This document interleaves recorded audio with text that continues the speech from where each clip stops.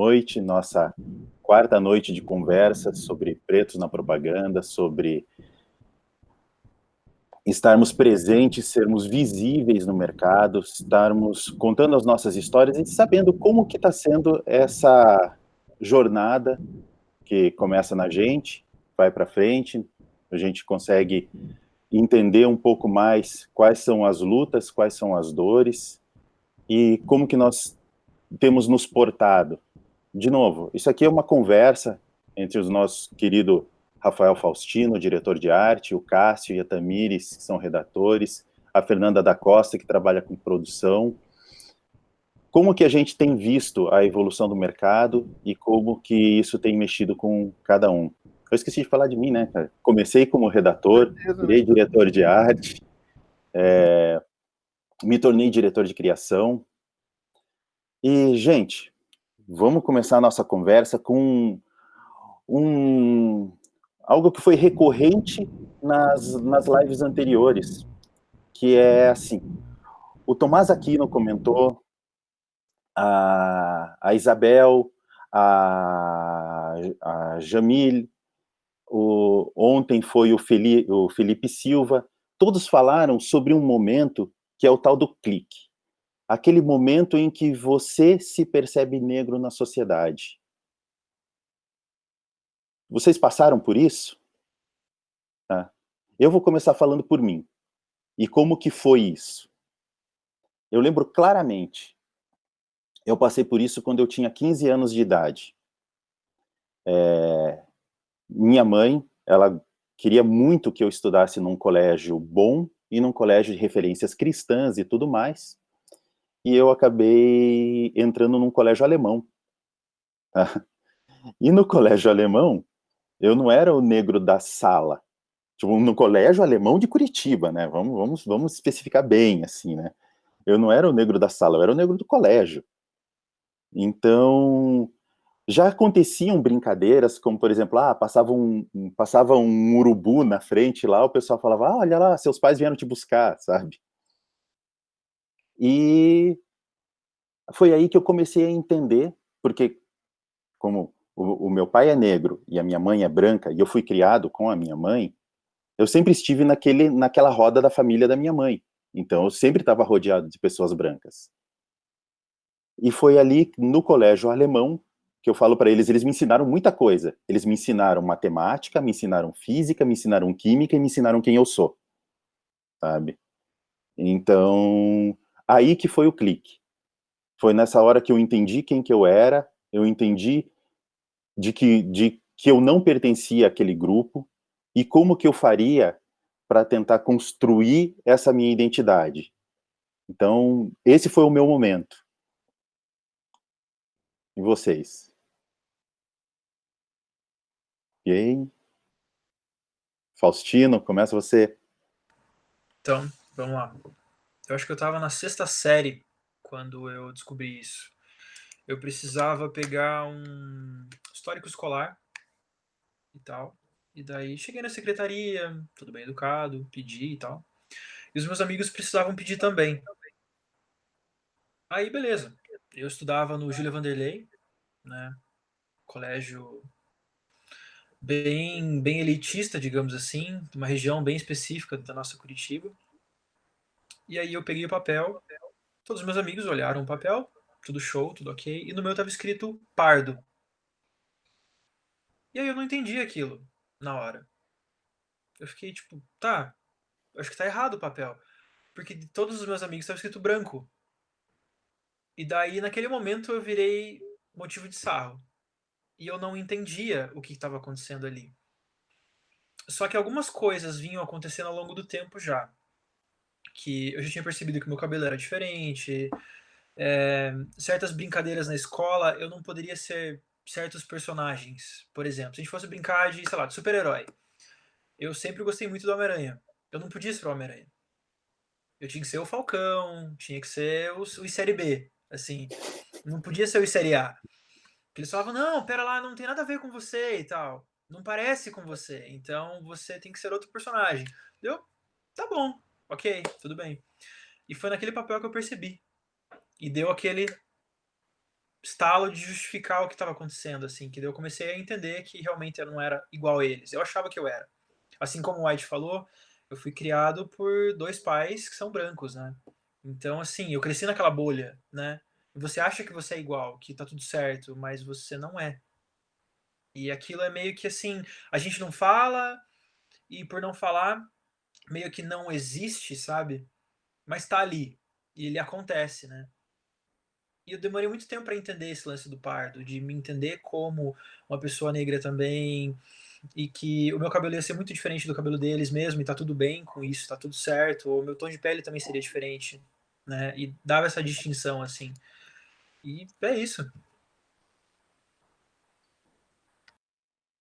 Alguém mais? Vou falar aqui.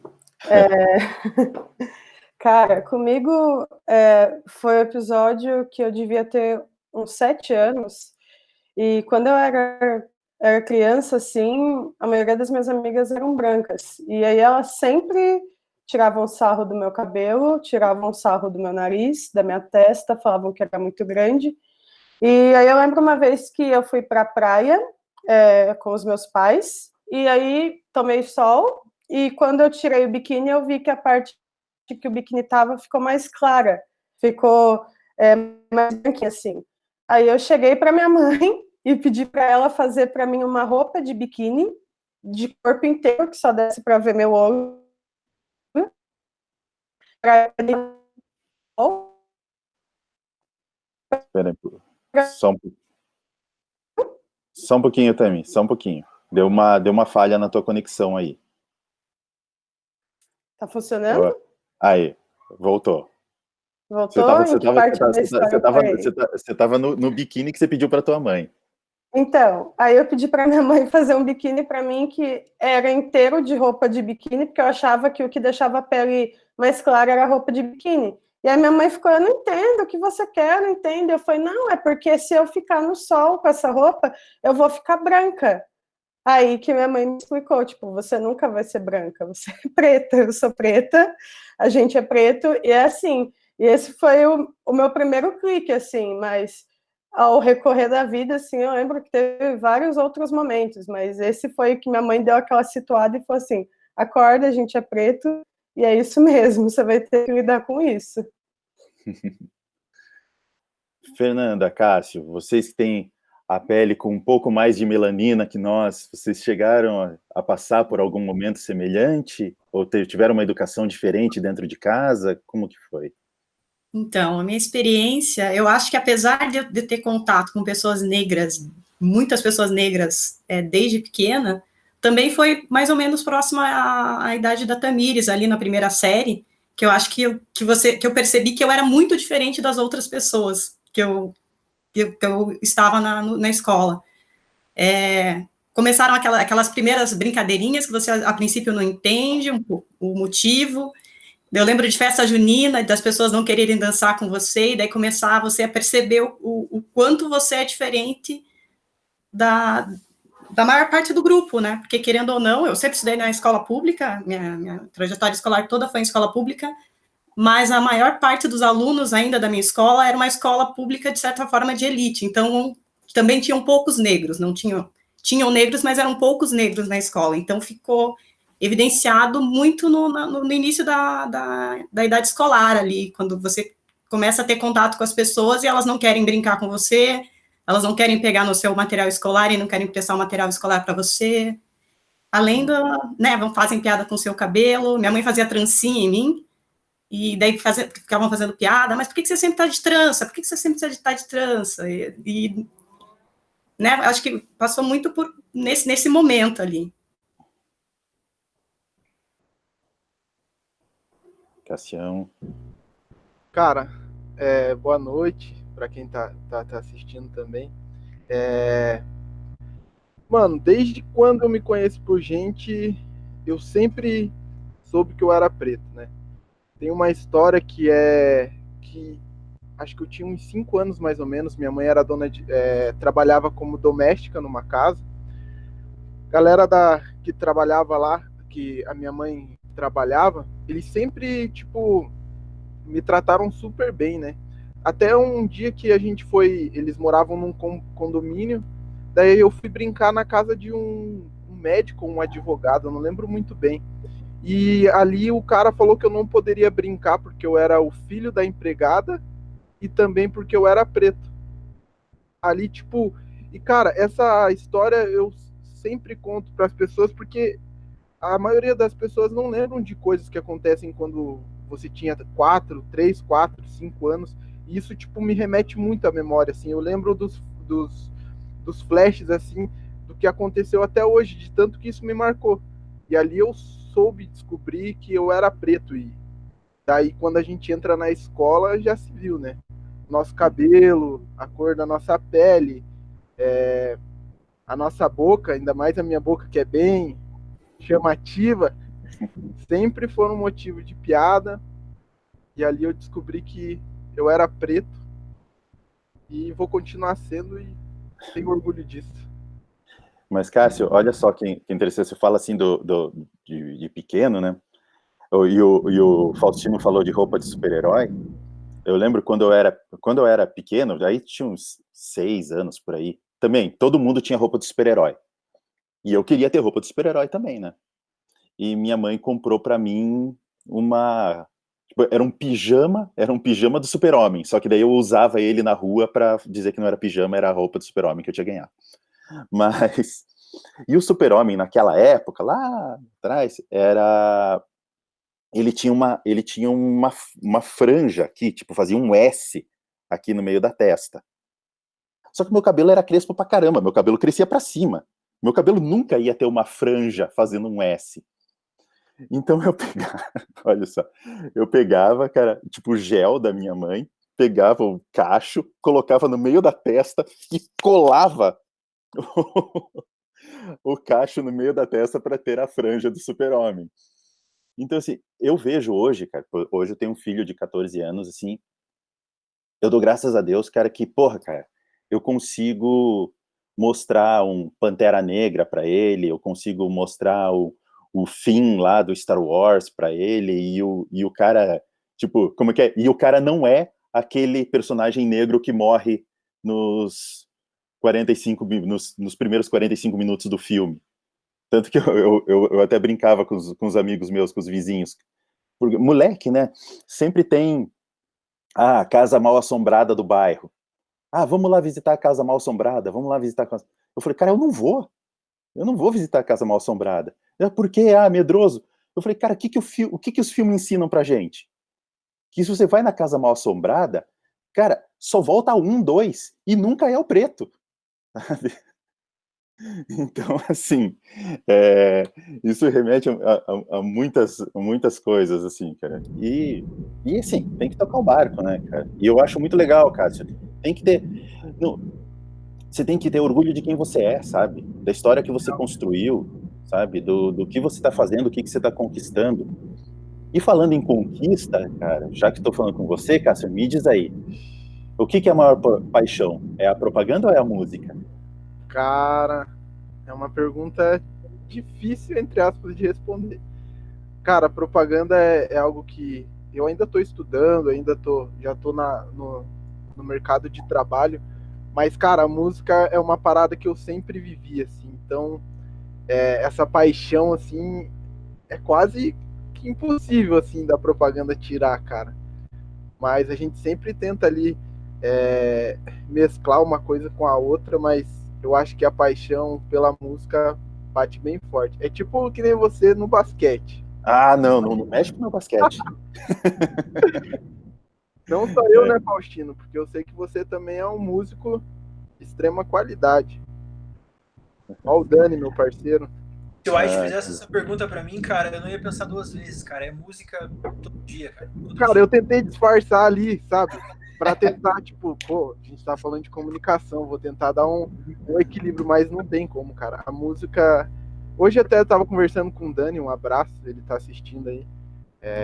O meu dupla lá da Stardust. E a gente tava conversando sobre as nossas paixões e os nossos hobbies. Se os nossos hobbies fossem as nossas profissões. Ele falou, cara, certeza que eu ia colocar alguma coisa no lance da leitura, tal, da aula. mestrado, nada a ver, porque o cara é diretor de arte. Nada a ver uma coisa com a outra. Eu falei pra ele, cara, eu não ia pensar 2 vezes pra viver de música. E falando em profissão e hobby, Fernanda, e o que é essa ser viajona? Não, então, ser viajona surgiu de 2 paixões minhas, que são a viagem e a cerveja. Sim, muito. São 2 coisas que eu não vivo sem, e estou com um projeto de tornar isso um projeto de vida e de trabalho também. Então, ser viajona vai vir como uma proposta de fazer viagens para conhecer a cerveja direto nas suas fontes. Mas você já viajou? Não, fala mais sobre isso. Então, eu já viajei enquanto Não, mas atrás de cerveja. Enquanto projeto pessoal, todas as minhas viagens eu faço questão de conhecer alguma cerveja local, alguma cervejaria local. Se não der para conhecer a cervejaria, pelo menos ir a algum bar local e provar uma cerveja local.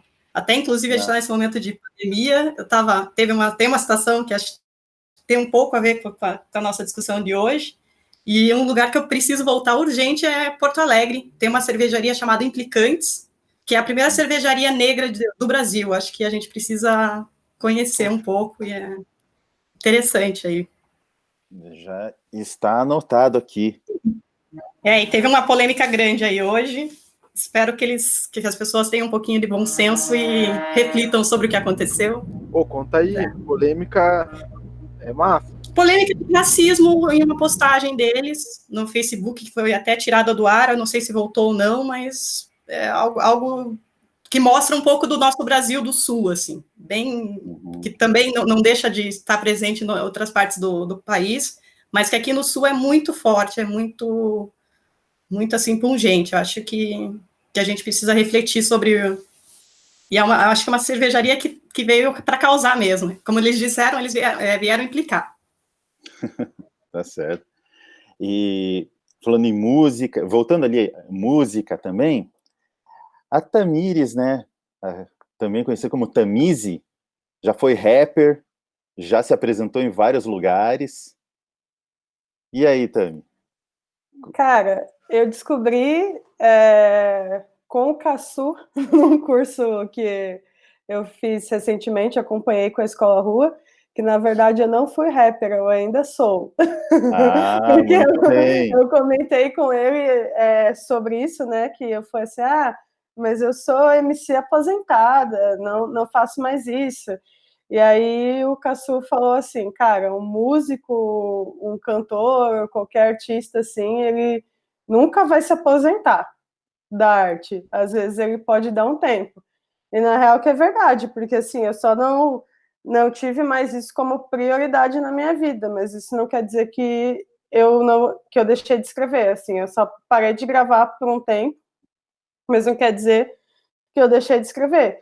E para mim, assim, o rap, ele traz algo que é uma paixão minha na vida, que é escrever.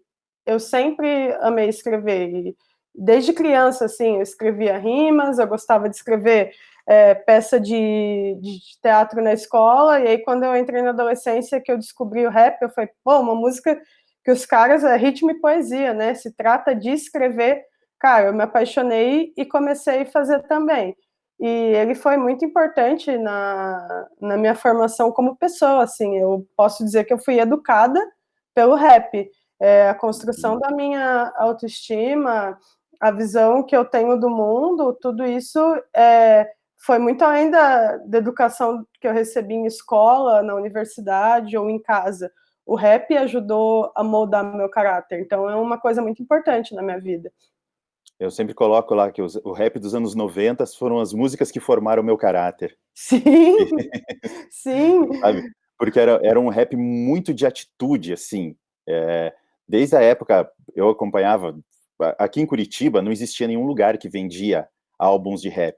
Existia um cara que ficava lá na 13 de Maio, que ele tinha uma lojinha bem pequenininha, que ele revendia músicas alternativas. E o rap estava lá, entre o bolo de músicas alternativas. Então, toda vez que ele recebia alguma coisa diferente, foi lá, ele me ligava dizendo, cara, recebi um rap daqui, se você quiser, eu separo para você. Foi lá que eu conheci Public Enemy, Run DMC. Run DMC da época que o rap nem era chamado de rap, ele não tinha esse nome. Então, definitivamente são músicas que formaram caráter.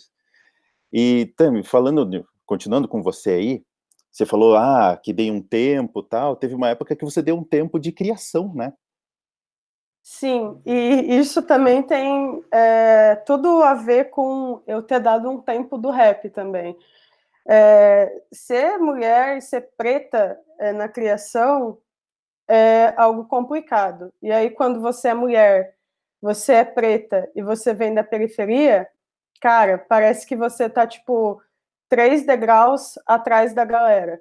E eu trabalhava como redatora, mas quando eu comecei a ir para as agências maiores em Curitiba, eu comecei a encontrar muita dificuldade, porque eu me sentia muito diferente das pessoas. É aquele papo que o Felipe disse ontem, assim, você precisava falar inglês, você precisava ter conhecido alguns lugares, e aí eu via que eu ia fazer algumas entrevistas assim, a galera, mas você já fez intercâmbio? Mas você fala línguas e etc. E fora o dia a dia na criação, assim, que eu enfrentava muita dificuldade que para que eu conseguisse fazer um job legal, eu precisava transformar um job ruim em um job legal. Nunca, na criação das grandes agências, assim, o job bom mesmo, ele ia vir para mim. Ele vinha para minha mesa a hora que todo mundo tinha desistido do job. E aí era aquela luta para transformar o job ruim num job bom, e toda essa questão de você estar convivendo em criação também, que às vezes parece que é um ambiente meio hostil para quem veio da periferia, para quem é preto também, porque é como o Felipe disse, vou citar ele de novo, que eu achei bem legal o que ele falou ontem, eles fazem piadas que parece que, cara, piada sou eu, sabe? Tipo, piada com preto, piada com pobre, e a piada sou eu. E aí eu comecei a achar, eu juntei tudo isso e comecei a achar que eu não tinha talento para ser redatora, e que eu não ia conseguir, então era melhor eu desistir logo. E veja que coisa louca, né? Porque eu sempre escrevi. E eu fiz essa opinião que a galera tinha e eu olhar e sentir que eu não era parecida com eles, fiz isso ditar o que eu devia fazer, assim. E aí eu desisti. E eu fui trabalhar como planejamento. Não adiantou. Porque o sofrer com racismo continua ali.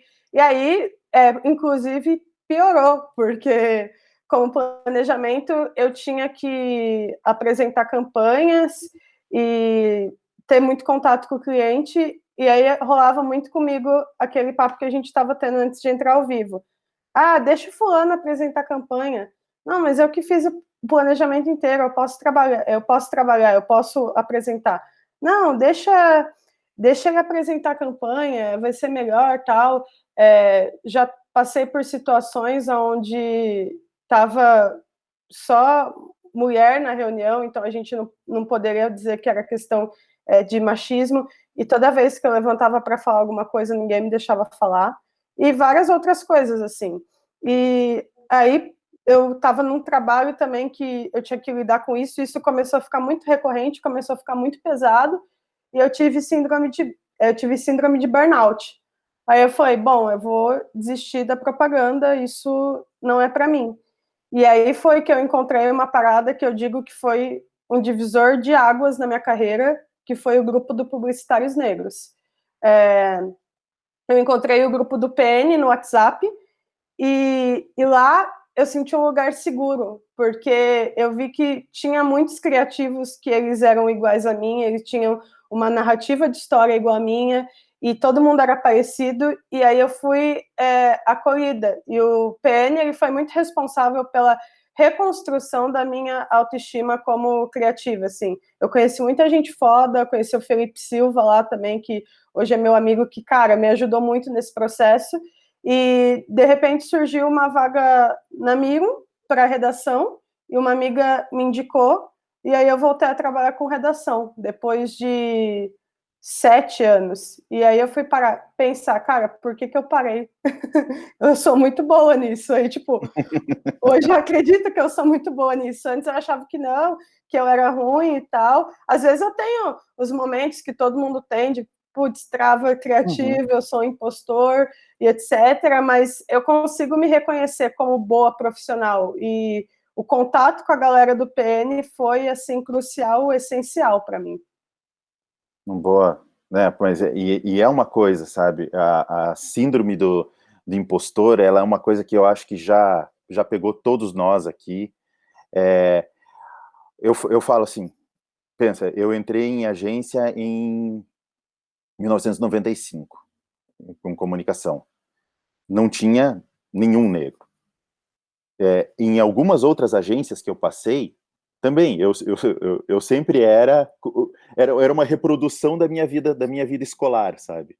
Até para vocês saberem, uma coisa que poucos sabem, o meu nome White, ele é uma piada, tá? Ele é uma piada que veio lá da época de colégio, que existia uma novela que passava na época, que era uma novela chamada Araponga. E tinha um personagem, na novela inteira tinha um personagem negro, que era o White House, que era o mordomo lá de uma casa. E daí o pessoal parou de me chamar de urubu e começou a me chamar de White House. Tá? E chegou e foi bem naquela época do clique que eu falei, não, porra, eu sou esse cara. Eu sou esse cara. E assumi isso pra mim. Depois eu cheguei a conhecer a história do ator. O ator, inclusive, que fez o White House, ele foi embora do Brasil, porque foi para Portugal, porque ele não... Como que é? Ele dizia que ele não aguentava fazer sempre os mesmos papéis.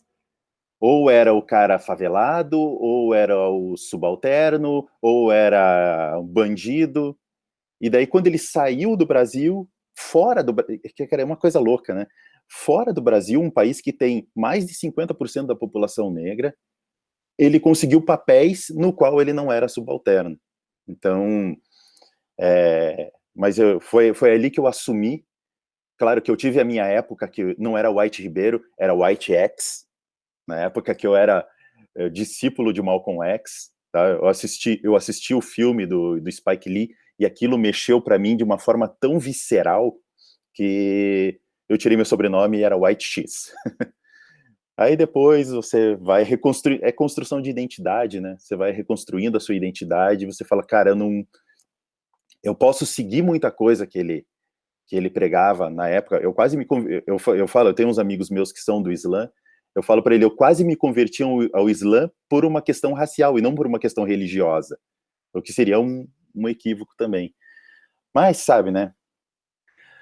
Faustino, meu querido, me conte como que tem sido para você buscar o seu lugar no mercado? Cara, tem sido um desafio, até porque em vários lugares você é o único, né? Então, quando você é o único, as pessoas não te enxergam daquela maneira, só vai, né? A gente trabalhou brevemente na princípio, né, que tinha tua mentoria ali e tal. Aí depois a gente foi para Reds. Na Reds ali tem muito disso também que a Tamiri citou, de ter pessoas que têm X experiência de vida e você não tem, e você meio que vai se isolando num certo grupinho ali, sabe? No grupinho só você, no caso. Que você não tem aquelas experiências, você não tem aquela vivência, então você acaba ficando um pouco de lado. Essas coisas assim vão tomando uma característica diferente, né? E hoje no trabalho onde eu tô também, eu sou o único negro lá agora também. E é diferente, cara, porque você fala uma língua que parece que eles não entendem mesmo, sabe? Tá tão bem estabelecido o regime atual que eles não entendem, né? E passa despercebido. E é um desafio, cara. É um constante desafio, assim, de você meio que provar o teu valor. E foi uma coisa que você falou já várias vezes também, que o teu trabalho ele não tem que ser bom. Ele tem que ser excelente, sabe? Porque você tem que vencer certas barreiras ali para poder transpor. Porque o branco, por exemplo, se ele entregar uma coisa boa, ok, tá show de bola. Palmas para ele. Mas se o negro entregar alguma coisa boa, é tipo, ok, tudo bem, né? Próximo trabalho, né? Ou dessa vez você não fez cagada. Mas me conte uma coisa, cara. Agora, aqui, não precisa citar não precisa citar o advento em si, mas alguns de vocês já foram o departamento de vai dar merda da agência? Sempre. Essa, tipo, é minha função da vida, assim. Cara, sempre, tanto em questões que precisam ser racializadas, quanto questão de machismo e tudo mais, eu sempre olho e falo, isso daí, não sei, mas vocês quiseram seguir, assim, e muitas vezes eles seguiram e realmente deu merda, assim, mas além disso, fora isso, eu não sei se acontece com vocês também que trabalham em criação, a gente acaba virando meio Tolkien, assim, sabe? Tipo, a galera também, tudo que eles querem saber, eles falam assim, vem cá, mas você acha que eu deveria colocar um preto nesse anúncio? Tipo, você acha que deveria ter tal coisa? Gente, se você está sentindo falta e você acha que tem que ter, não precisa perguntar para mim, sabe? Olha para a sociedade lá fora, olha como as pessoas são, vocês têm que ficar perguntando para mim tudo que envolve questões da negritude, assim, não precisa. Hoje em dia eu não passo mais tanto por isso, eu trabalho com pessoas bem conscientes, assim, mas, cara, teve uma época que era tudo o que acontecia, a galera vinha perguntar, e aí, tipo, mataram um preto em tal lugar, aí vinham perguntar para mim, ou questões de criação, se tinha que ter preto ou não, vinha me perguntar, assim, e eu respondia tudo, mas chega um momento que começa a ficar meio chato, assim, porque a gente vive no mesmo país, sabe, tipo...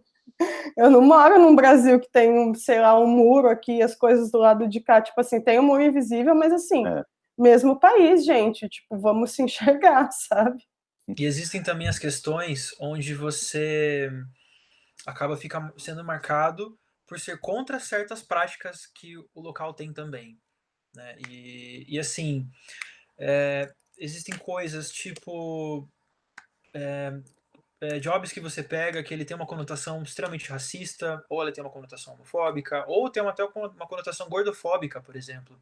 E o chefe, ele assume uma posição onde, não, eu não tenho preconceito, mas vamos fazer isso aqui desse jeito para fazer polêmica.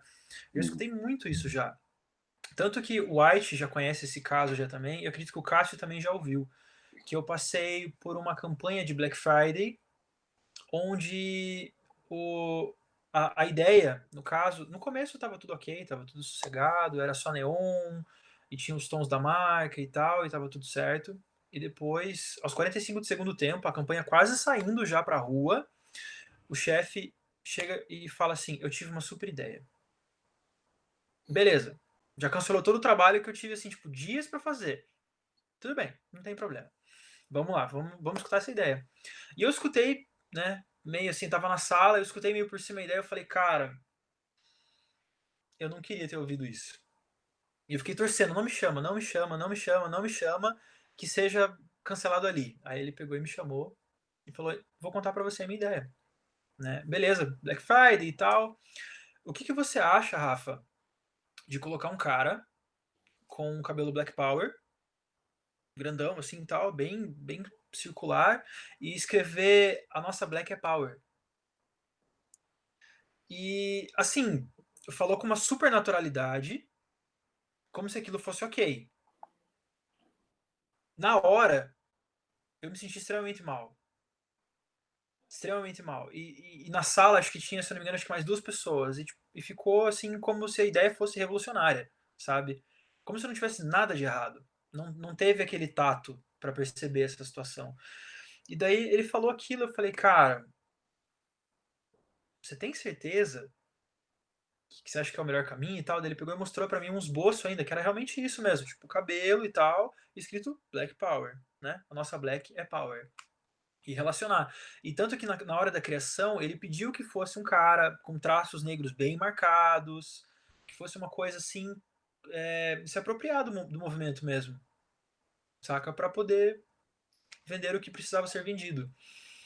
E tudo que eu pude fazer para que aquilo não acontecesse, eu tentei fazer, no caso. Eu tentei argumentar, eu tentei conversar 2 a 3 vezes com pessoas, né, que tinham poder de decisão em cima daquela campanha.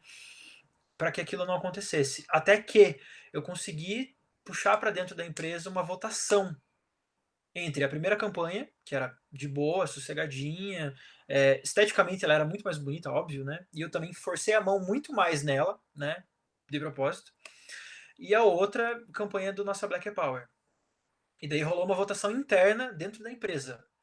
E a campanha de Nossa Black Power, ela só perdeu porque as pessoas acharam esteticamente feia, mas ninguém, absolutamente ninguém, percebeu o que estava acontecendo. Não entendeu aquilo como um problema, né? Não entendeu aquilo como se fosse uma coisa errada de se fazer.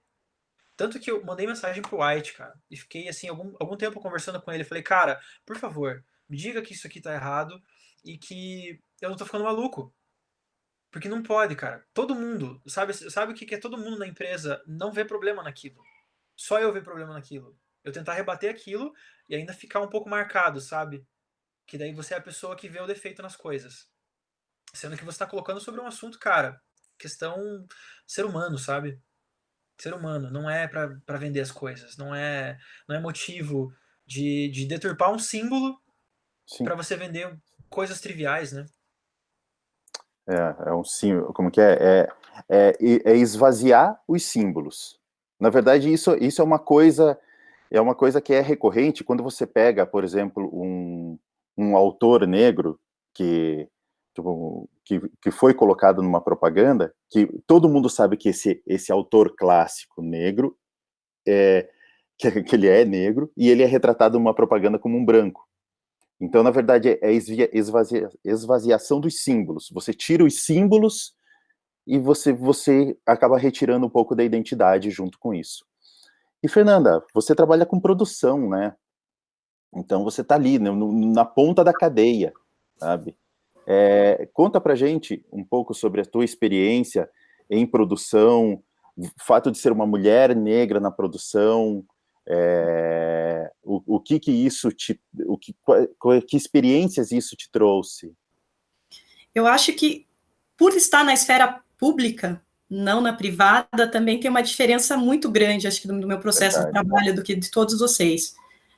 Porque eu entrei lá através de um concurso público. Então, assim, ninguém olhou meu currículo, não viram a foto, então, assim, não teve uma pré-seleção, embora teve, tipo, eu sou professora de educação física da rede, presto um serviço como produtora, como técnica pedagógica e produtora na Secretaria de Educação, na coordenação do CAPLEI. E todas as pessoas que trabalham comigo ou são professores ou são técnicos, mas, assim, a gente passou por uma seleção interna que eram com os próprios técnicos também, então não tem, acho que esse viés do mercado tão intenso que eu acho que vocês passam. Tanto é que quando eu entrei, ainda na coordenação que era a TV Paulo Freire, a minha coordenadora era negra, eu tinha um editor que era negro, que trabalhava comigo, uma outra produtora que trabalhava comigo, também negra, e na equipe, em geral, tinha outros negros, cinegrafistas, tinha em outras esferas do grupo. E atualmente a gente também tem, né? Meu coordenador é negro, a gente tem ilustrador negro, animador negro, cinegrafista negro, então a gente tem uma equipe ainda que é um pouco mais, acho que diversa do que qualquer agência de Curitiba. Acho que hoje nós somos em 20 e 4 pessoas da equipe são negras. Então, acho que, não sei se corresponde ao perfil do mercado, mas acredito que não, né? E eu acho Como que é? Tá maior do que o mercado, tá menor que a sociedade, mas já tá maior do que o mercado. Sim. E também tem uma questão da gente conseguir se fazer representar, né? Por estar presente, eu acho que a gente consegue, e também por ser educação o nosso foco, então não entram outras temáticas, em geral, a educação é o foco. Então, a gente também, a questão da representatividade nas nossas produções, ela é importante, é uma discussão recorrente, né? Tanto é que é uma das pautas que a gente sempre tenta levantar e tenta produzir coisas que a gente consiga se mostrar presente também, porque é uma carência que acho que todos nós tivemos na nossa vida escolar e que a gente percebe que os alunos também não têm. Tanto é que no ano passado a gente conseguiu produzir um material chamado Retratos Griot, que era um programa voltado para falar sobre negritude negritude e educação, pegar algumas figuras, alguns ex-professores, ou alunos, para falar da experiência deles e a educação, e como que essa negritude, ela se apresenta em alguns aspectos. E eu lembro que a gente gravou com a dona Diva Guimarães, que é uma professora, né, que foi uma excelente experiência. Eu falei, tipo, aquela aula que você vai tendo com uma pessoa, e vendo, assim, ela é uma senhora de 70 e poucos anos, e várias coisas da trajetória de vida dela refletem a minha narrativa também, assim, sabe? São muito comuns, apesar da gente conseguir ter acesso ao trabalho de uma forma mais tranquila, do ponto de vista por estar no serviço público, também tem uma série de barreiras que a gente percebe uma certa resistência, a gente é visto como afrontoso em diversos momentos, quando a gente coloca alguns aspectos que a gente sabe que são importantes, e que a gente nem deveria estar discutindo, ainda mais quando a gente está falando de educação, que eu acho que a gente já deveria ter superado isso, que eu acho que são pontos... A gente tem que ficar justificando por que a gente, na nossa animação, a gente escolheu determinados personagens, por que a gente colocou, né, professores de diferentes estereótipos que fogem ao estereótipo que a gente está acostumado, por que a gente colocou um aluno, tipo, a gente coloca uma aluna negra numa licitação de matemática, ao invés de colocar um aluno japonês, sabe, para ter que ficar justificando, às vezes, algumas coisas, e às vezes, infelizmente, a gente tem que mudar em função de pessoas que ainda têm um processo ainda para caminhar aí, porque não tem essa discussão bem resolvida, né? Não, eu acho fundamental, principalmente na educação, né? Poxa, a educação na verdade, eu sempre acredito que o racismo é falta de educação, não é falta de formação tradicional. O cara ter mestrado, ter doutorado, não significa absolutamente nada. Eu estou falando de educação de verdade, sabe? Saber respeitar o próximo, saber enxergar o próximo. Então, o papel da educação nesse ponto é primordial. A gente não vai conseguir sair desse mundo se a gente não passar pela educação. Cassião, meu caro, e me conta uma coisa, você já teve contato com algum job com cunho racista ou alguma coisa assim? Na verdade, eu acho que isso vale para Tamires também, que é de agência, Faustino. Cara, graças a Deus, na minha pequena trajetória aí de carreira profissional dentro da propaganda, eu não cheguei a pegar nenhum job assim, nesse sentido.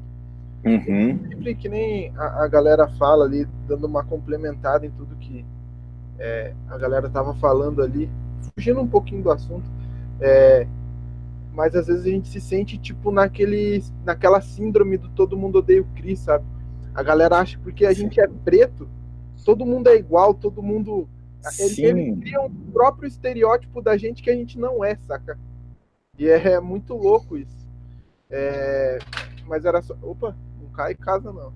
Mas enfim, sobre job, assim, cara, eu acho que eu nunca, pelo que eu me lembro, assim, eu nunca peguei um job racista, assim. Se eu pegasse, eu ia ficar puto já de começo, né? Cara, tem uma coisa que eu costumo dizer, cara. Eu acho que a primeira afronta que a gente faz é estar lá. Essa é a primeira afronta. Então, assim, aí depois a gente vai galgando as nossas batalhas, sabe? E o estar lá, eu costumo falar uma coisa assim, cara. E isso foi uma contabilidade que eu fiz hoje, conversando com vocês. Eu falei, cara, depois que eu consegui entrar como diretor de criação, e eu não conheço nenhum outro diretor de criação negro de Curitiba, e me assustei muito quando o Felipe Silva falou que lá em São Paulo ele conhecia outros dois, um universo muito maior. Eu falei assim, cara, você estar lá, conquistar o seu espaço, você conseguir trazer outras pessoas. Eu contabilizei e falei, cara, eu consegui contratar 12 outras pessoas negras. Sabe? É abrir espaço no mercado para todo mundo.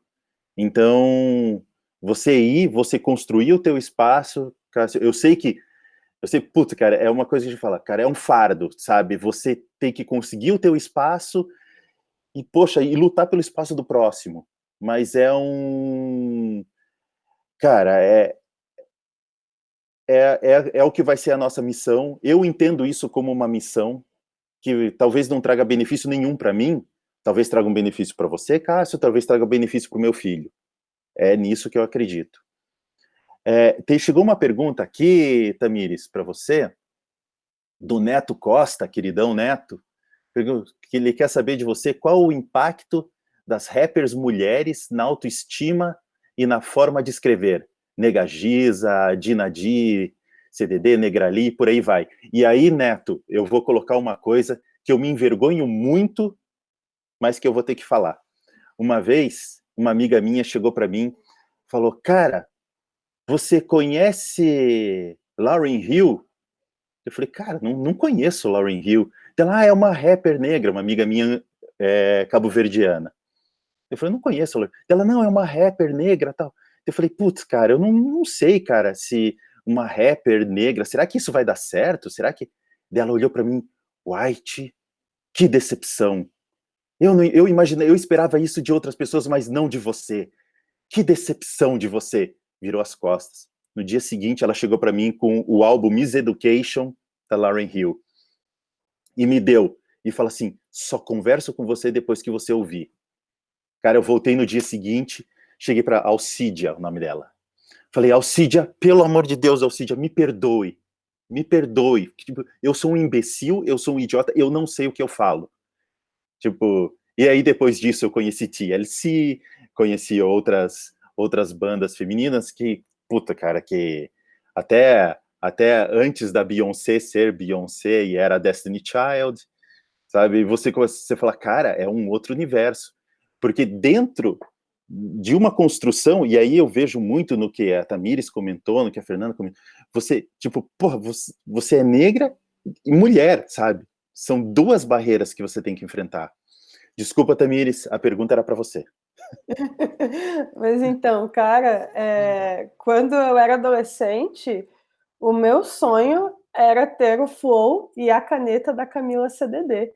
Eu acho ela até hoje incrível, maravilhosa, assim, e ela foi uma das grandes referências para mim de vida, assim, porque ela canta com uma potência, ela canta com uma imponência, assim, que você ouve e, tipo, respeita, não tem como você falar assim, não respeita essa mulher, tipo, ela ocupa o espaço ali, sabe? Então, para mim, assim, de todas elas, para mim, ela sempre foi a maior referência. Eu acho ela maravilhosa, eu acho que, tipo, o flow dela é incrível, as letras dela são incríveis, e para mim ela tá entre os melhores rappers do Brasil, assim, tipo, dessa geração dela. É muito louco que muitas mulheres no rap, elas dizem assim, ó, homem não gosta de rap, homem gosta de homem, né? Porque se homem gostasse de rap, homem ia achar essas mulheres que estão aí rimando incríveis, né? Se eles fossem pegar por letra, se eles fossem pegar por flow e etc. Esses tempos eu vi agora tá essa moda de cypher, né? E eu vi um da Solta MC. Ela é uma MC que eu admiro muito, ela é indígena, ela é incrível.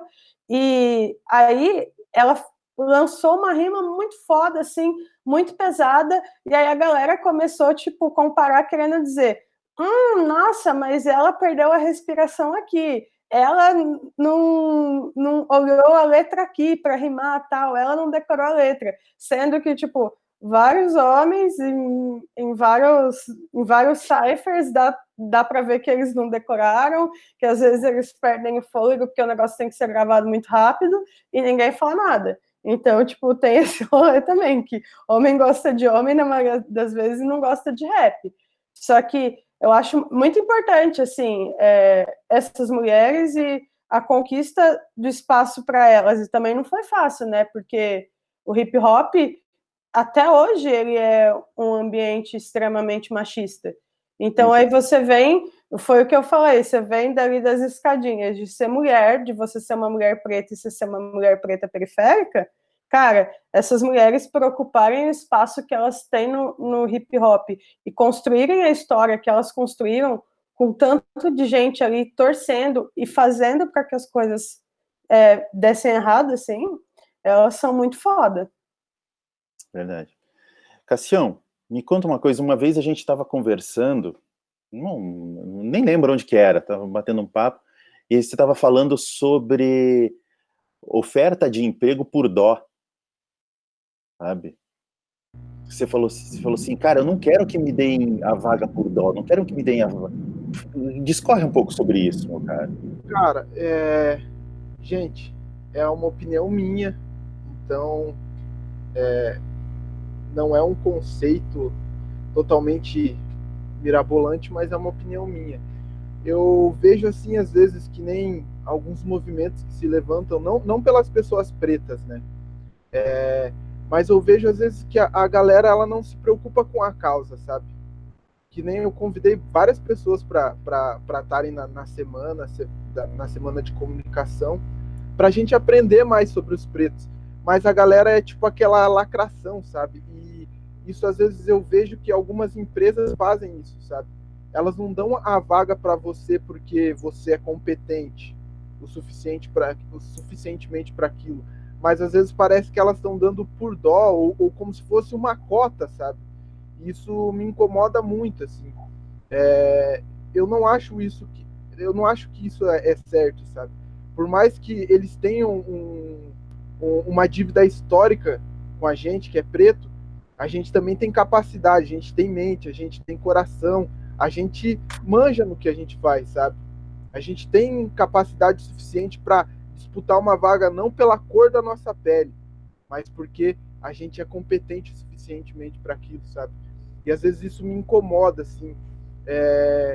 Agora tem levantado muitos movimentos a favor dos pretos, mas muitos caras não estão a favor disso, sabe? Não estão a favor dos pretos. Eles estão para aquele lance do cancelamento, sabe? Muitas empresas elas não investem porque na minha opinião, gente, por favor, não me julguem, não julguem, mas enfim, eu acho que elas estão mais preocupadas em não serem canceladas do que realmente com a causa, com o movimento. Isso me incomoda um pouco, assim.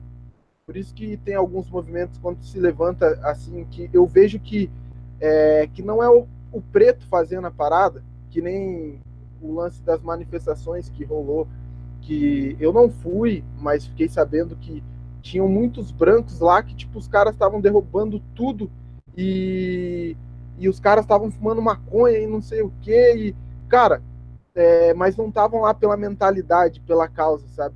A gente está construindo uma história, o preto está se levantando, mas para isso a gente precisa mobilizar uma causa verdadeira. Todo mundo tem que estar junto nisso. E às vezes isso me incomoda dentro da empresa. A vaga porque o cara é preto, a vaga por cota. Não, cara, eu tenho capacidade de estar lá, não pela cor da minha pele, mas pela minha mentalidade e pela minha competência. Acho que é isso. Cara, uma coisa, Cássio, que eu costumo dizer, assim, às vezes eu não me sinto tão confortável em falar assim, cara, eu quero essa vaga porque eu sou preto. Mas eu não quero que me tirem dessa vaga porque eu sou preto.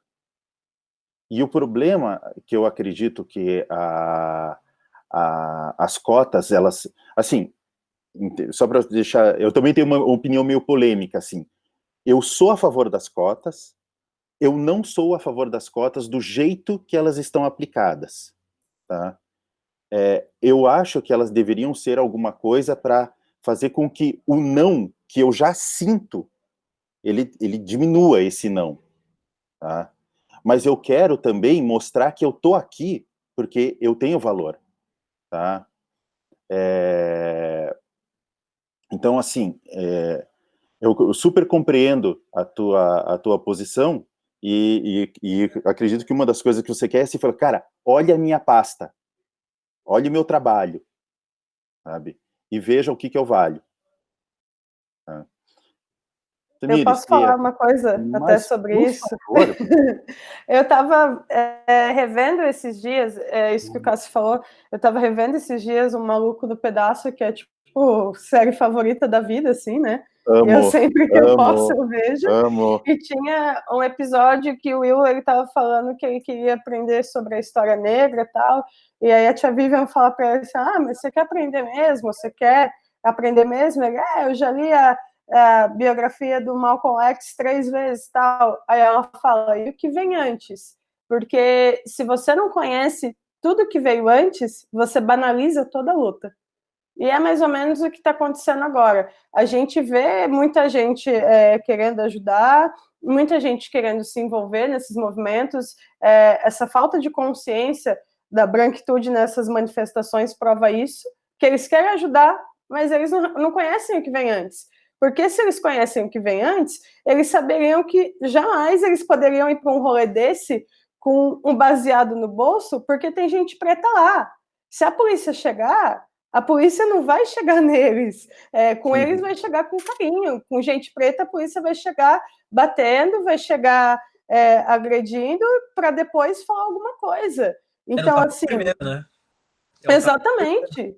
Primeiro bate, depois pergunta. E aí essas pessoas, elas não conhecem o que veio antes. E aí, em relação aos pretos dentro das agências, é uma conversa que eu tenho bastante com a galera lá na agência. A Mirum, ela é uma agência que, de todas que eu trabalhei aqui em Curitiba, ela é diferente porque ela tem bem esse movimento para contratar gente preta. Só que a gente diz também que não... Cara, não é só você colocar o pessoal lá dentro, sabe? Tipo, e largar lá e vamos deixar ele entrar porque ele é preto. Esses dias eu tive uma conversa com uma diretora de lá que ela falou, a gente quer, tipo, fazer a galera se transformar em profissional foda, para ele escolher que ele pode estar aqui ou ele pode estar em qualquer outro lugar. E aí, com essa onda de Black Lives Matter, as agências querem contratar gente preta, só que elas estão pouco preocupadas em saber como as pessoas da agência vão tratar essas pessoas pretas. Aí não adianta nada também, porque você coloca, você popula a agência de gente preta e o ambiente continua hostil para que essas pessoas pretas estejam lá. Então, não é só você ter o papel ali de abrir essa porta, que já deveria estar aberta faz tempo, você também, tipo, fazer uma triagem de colocar gente educada lá dentro que vai saber lidar com isso. Senão, tipo, as pessoas pretas entram e aí o que acontece? Elas desistem. Porque o ambiente é hostil, o ambiente é racista, é complicado trabalhar e aí elas desistem. E também não adianta nada. E aí a gente fica sempre naquelas. Cara, será que eu tô aqui porque eu sou um bom profissional, porque eu tenho minha qualidade, ou será porque eles têm dó de mim porque eu sou preto? Sabe?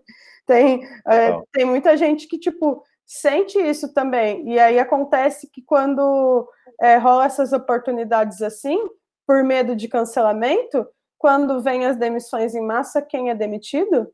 Preto. O branco vai continuar lá. Né? Porque o branco fez o curso em tal lugar, o branco ele fala inglês, o branco ele tem todas as referências mais hypes do mercado, porque ele foi pro último show do artista foda que fez lá no Central Park. Então, assim, quem vai perder sempre é o preto. Então, é preciso construir algo que tenha um alicerce mesmo. A gente não precisa, não dá para ficar levantando essa bandeira só quando a causa aparece, a bandeira precisa estar hasteada por todo o tempo. Mas é isso, acho que até falei demais. Não, tá. Mas é que isso rende. Exato, é um assunto que, porra, cara, às vezes você tem que externar coisas que estão muito dentro. E aqui a gente recebeu uma pergunta aqui do Malik Marcelino, conhece essa figura? E ele faz uma pergunta que eu sei que ela não tem resposta, ou a resposta é muito difícil. Quem são os 5 profissionais negros de Curitiba que os inspiram? E você fala, meu amigo, tipo, não tem só nós 5 aqui. A gente tem 5. Somos nós. Não, mas existem vários outros que trabalham, só para deixar bem claro e até para vocês todos saberem, a gente começou como uma semana, essa semana não vai acabar na sexta-feira, porque, o racismo não vai acabar na sexta-feira. É um assunto que tem que seguir, é um assunto que nós vamos continuar de outras formas, fazendo outros tipos de painéis. Mas, Malik, realmente, cara, é muito difícil. Eu te digo, eu respondendo essa pergunta, assim, uma das coisas que me inspiraram e uma das coisas que eu vi em comunicação, quando eu vi pretos na comunicação, pretos na TV, de Curitiba, sendo bem específico de Curitiba, para mim foi a Dulcinea Novaes e o Erivelton, que eles eram apresentadores do Jornal Estadual, aqui de Curitiba, e eram 2 apresentadores pretos. Tipo, a Dulcinea era repórter, ela teve períodos de apresentação, mas o foco dela sempre foi a reportagem. E às vezes você via depois alguma reportagem lá do Jornal Nacional, que, pô, você saiu do Jornal Nacional, era a verdade sendo estampada, né? E a notícia de alguma coisa de Curitiba, e você via, porra, tava lá a Dulcinea. A Dulcinea, para mim, ela foi uma grande inspiração. O Erivelton também. Até eu segui o Erivelton no LinkedIn. Quando ele me seguiu de volta, eu fiquei tão feliz, sabe? Então, mas realmente faltam heróis.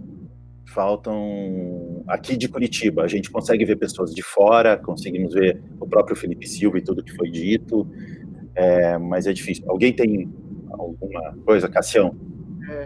Só antes da Tamires falar, pegando o assunto ali do Erivelton, eu tive a oportunidade ano passado de entrevistar ele, cara. A gente fez, eu e o John, acho que o John tá escutando aí, a gente fez um trabalho na faculdade e que a gente tinha que fazer uma revista publicitária, né? Uma revista em geral, de conteúdo e tal. A gente escolheu a Sociedade 13 de Maio, que representava uma grande sociedade que ajudou muitos negros no começo, lá após a abolição da escravatura. E a gente tinha uma parte que a gente tinha que entrevistar alguém, né? E a gente escolheu ele justamente por isso que o White falou. Ele era a representatividade que a gente preto tinha na TV desde sempre, assim. Cara, foi um papo muito massa, assim. A gente aprendeu, a gente saiu aquele dia, assim, mais renovado, assim, de lutar pela causa, de acreditar que a gente pode chegar lá porque tem um cara que conseguiu, sacou? E foi muito massa, assim, só falando desse lance do Erivelton. Tami?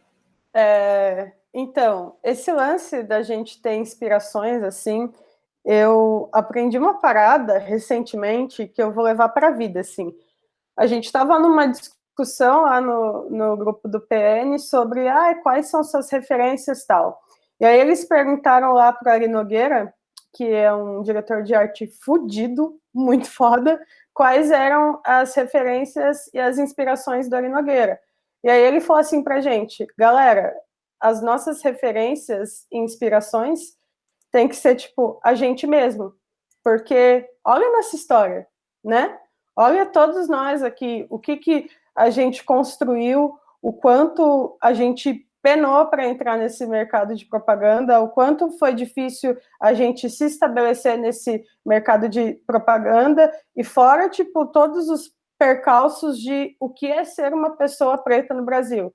A gente pode considerar que, tipo, a gente venceu, e a gente e os nossos colegas de profissão pretos, eles têm que ser nossa inspiração, e são eles, não são, tipo, o cara lá é CEO de uma agência gringa foda, etc. O outro que ganhou Cannes e blá, blá, blá. Minha inspiração, tipo, é minha história, gente preta, meus amigos pretos, tipo, a minha mãe, meu namorado que é preto, sabe? E essa galera, assim, que eu vejo no corre. De resto, bons profissionais. Tem uma pergunta aqui também. Só. Tá, por favor. Porque a Tamires falou e eu estava pensando, tipo, referências, né? Quem são as pessoas que inspiram? Uhum. E assim, eu penso de cara nas pessoas que trabalham comigo no dia a dia, que de fato são pessoas que acabam me inspirando, me trazendo referências, né? Que é o Fábio Rocha, que é o William de Oliveira, que é o Leandro Almeida, que são figuras que, tipo, que sempre estão buscando aprimorar a área específica deles, mas que sempre também compartilham. E eu acho que a gente, até por ser preto, acho que a gente tem muito isso de, putz, eu achei uma referência legal, nova, de jogar na roda para o grupo, sabe? Jogar para o coletivo. Eu acho que a gente tem isso e eu acho que são 3 figuras que me inspiram e que me ajudam a me tornar uma profissional melhor, assim, diariamente.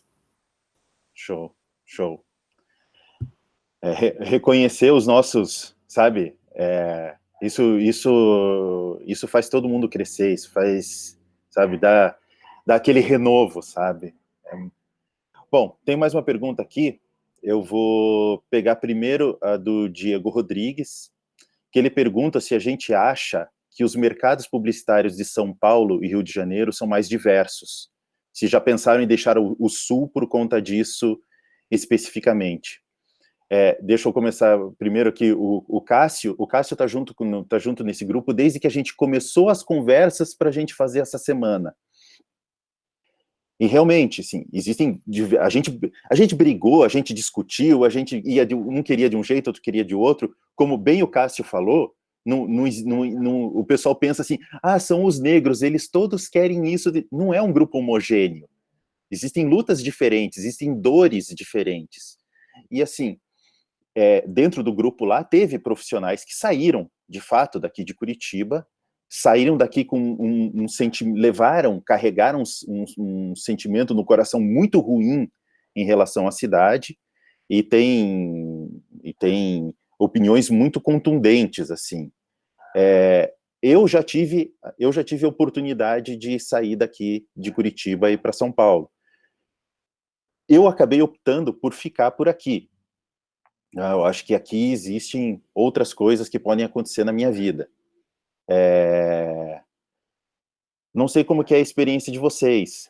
Eu sei que a Tamires é de São Paulo, eu sei que o teu namorado foi para São Paulo, então queria que vocês, se alguém tiver alguma coisa para complementar a resposta para o Diego.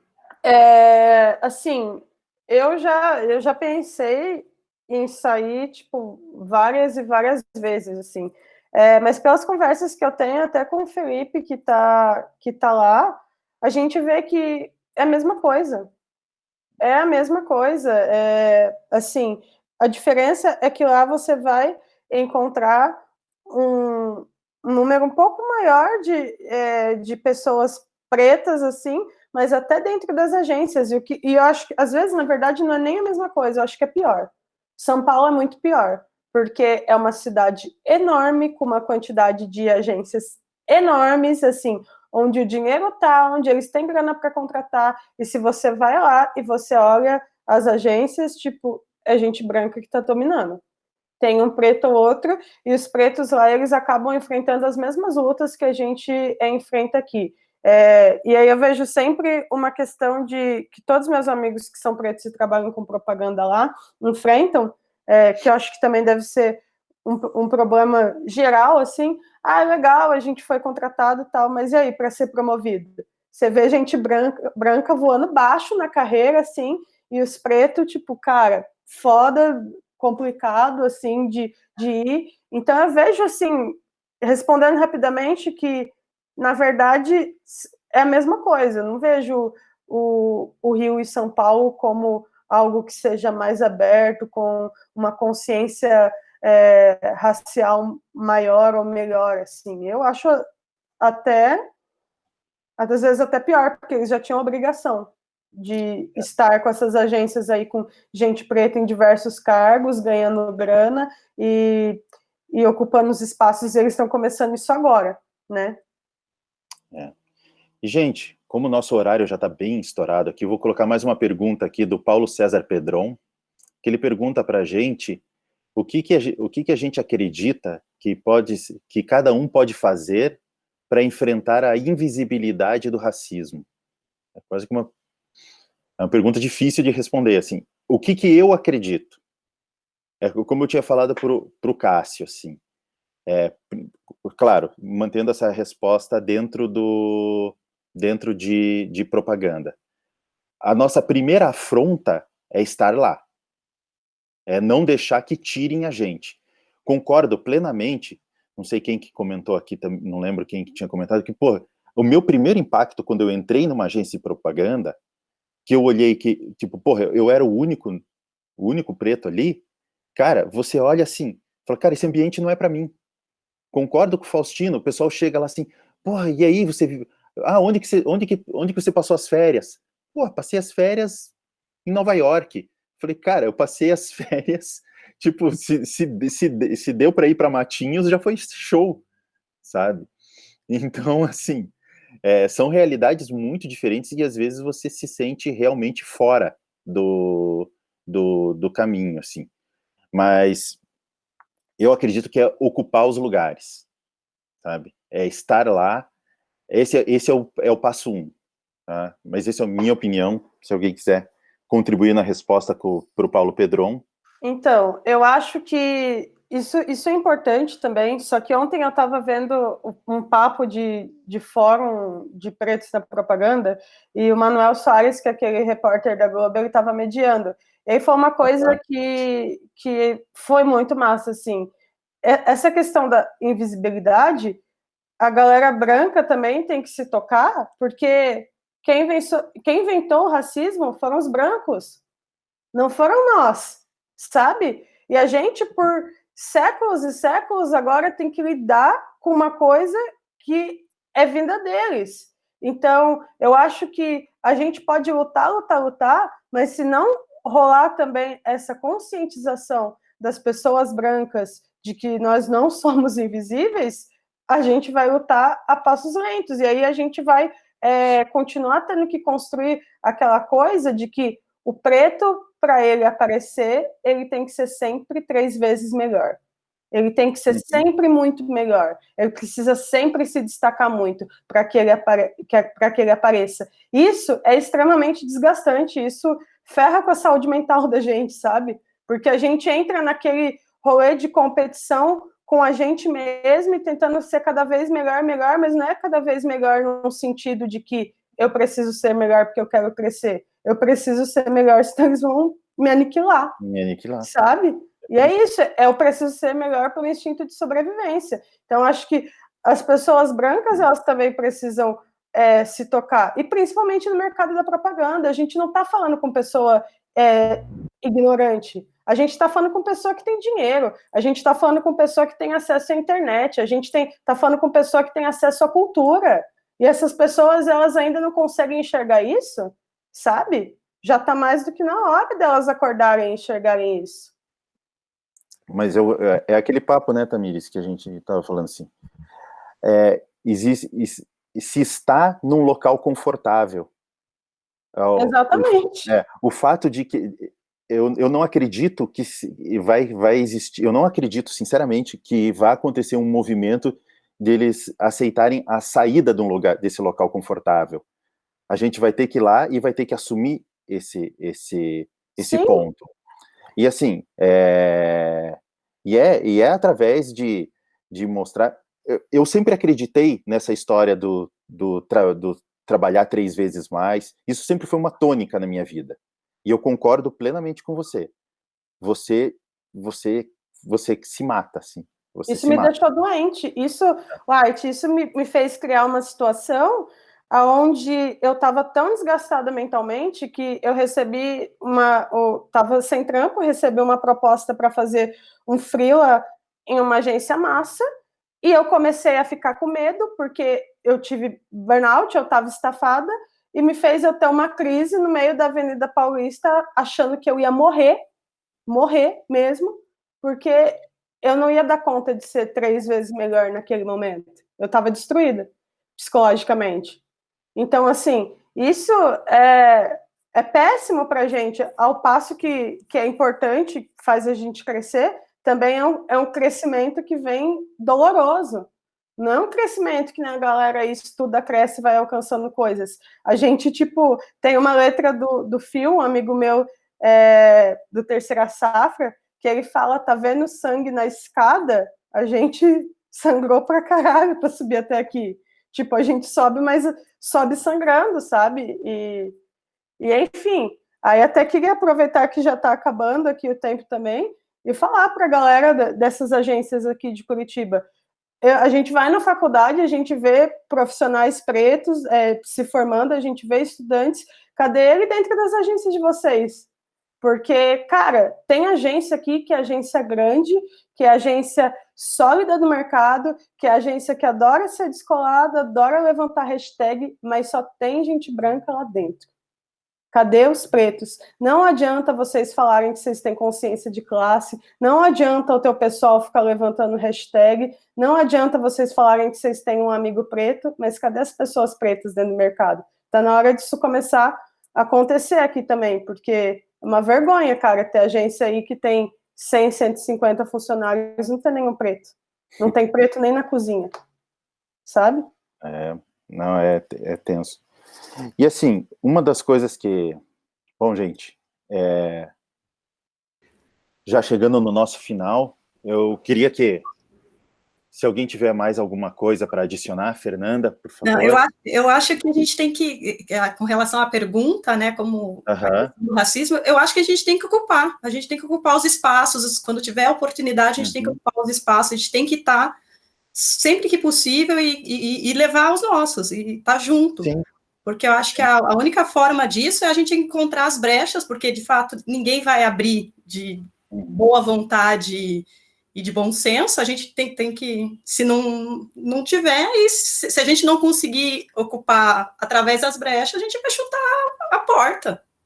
E vamos ocupar, eu acho que é isso, sabe? Eu acho que chega uma hora que a gente não dá para aceitar não estar mais em determinados espaços, não se ver representado e não dar representatividade, que eu acho que esse é um grande problema, que além da gente não ser representado, a gente não dá acesso a pessoas que estão vindo depois da gente a ter essa possibilidade de se enxergar também nesses espaços. Então, quando eu ocupo um espaço, eu estou me tornando um exemplo para outras pessoas. Então, acho que a gente tem que fazer isso, tem que ocupar. Verdade. E eu acredito que não só ocupar também, mas até foi um conflito dentro do grupo, quando a gente começou a criar esse papo e tal, de que tinha uma pessoa em questão que falou que não é nosso dever pegar na mão do branco e falar, vem aqui, você está sendo racista, você está tendo um comportamento errado, e reeducar ele. Só que se a gente não fizer isso, a gente nunca vai chegar em lugar nenhum, sabe? Acho que a gente tem que ocupar sim, a gente tem que falar também, sabe? Existem, claro, formas e formas de falar. Tem gente que é muito mais agressiva, tem gente que é muito mais sutil. Mas a gente tem que falar.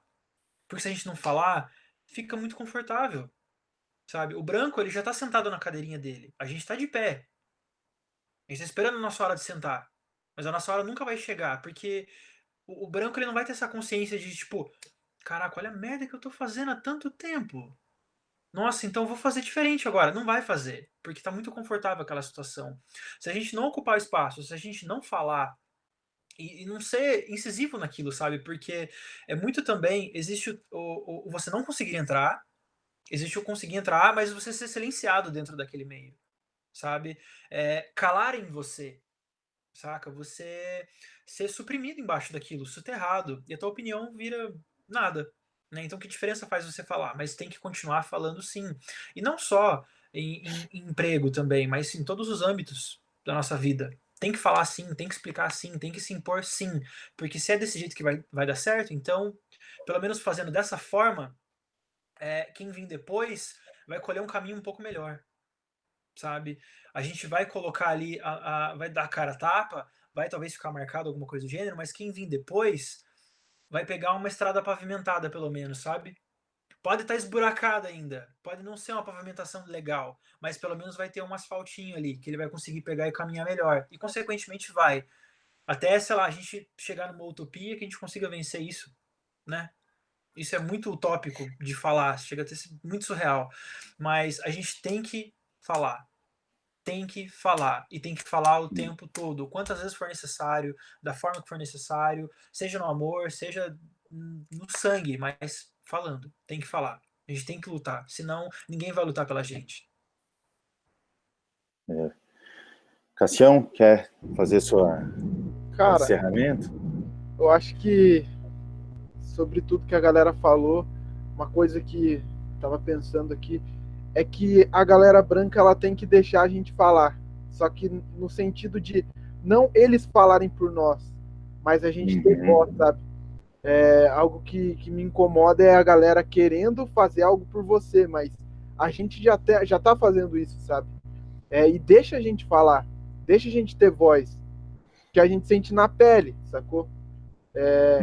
Daí às vezes você vê a galera fazendo movimento e tal, mas na hora que você fala, parece que, não, calma aí, ei, calma aí, deixa que eu falo por você. Só que, cara, eu tenho voz, sacou? Eu posso falar. E eu acho que é isso, assim. Então deixa a gente falar. A gente tem todo o potencial para falar de racismo porque a gente sofre isso na pele. E aquele lance de micromudanças que o Felipe falou ontem, que eu super concordo com ele. A mudança vai ser ali no dia a dia, na forma que você trata as pessoas, não somente com o preto, mas com o gay, com as pessoas que têm deficiências. A gente tem que começar a olhar com a ótica dele, a ótica da pessoa que tá sofrendo aquilo, sabe? O lance, a gente precisa ter empatia pelo próximo para ver, cara, se eu tô no lugar dele, se eu fosse isso, eu queria escutar isso que eu tô escutando? Será que eu gostaria de escutar isso? E, tipo, as pessoas às vezes não se colocam no lugar das outras e às vezes acham que aquilo que eles estão fazendo é certo, mas aquilo mais está ferindo do que está ajudando a curar, sabe? Que está ajudando de fato a causa. Acho que era isso que eu queria dizer.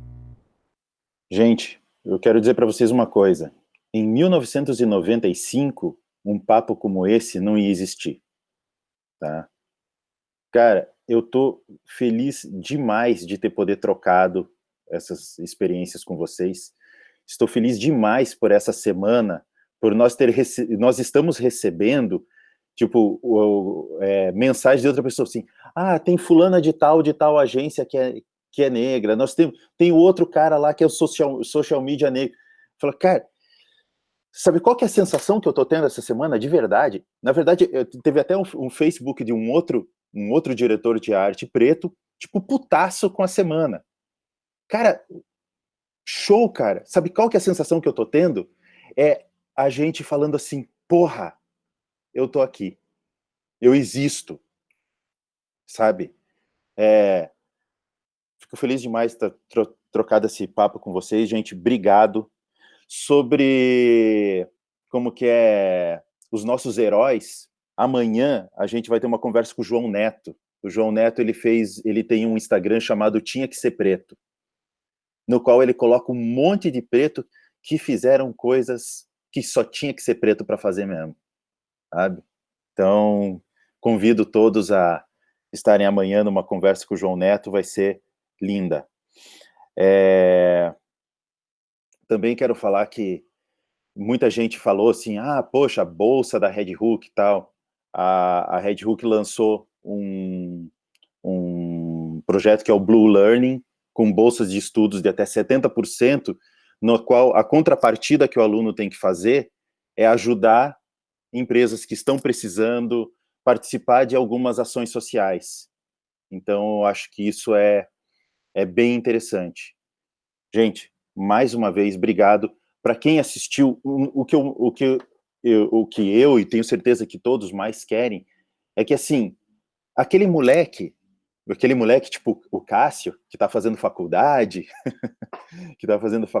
que quer achar o seu lugar no mercado, ele não encontre um ambiente nocivo.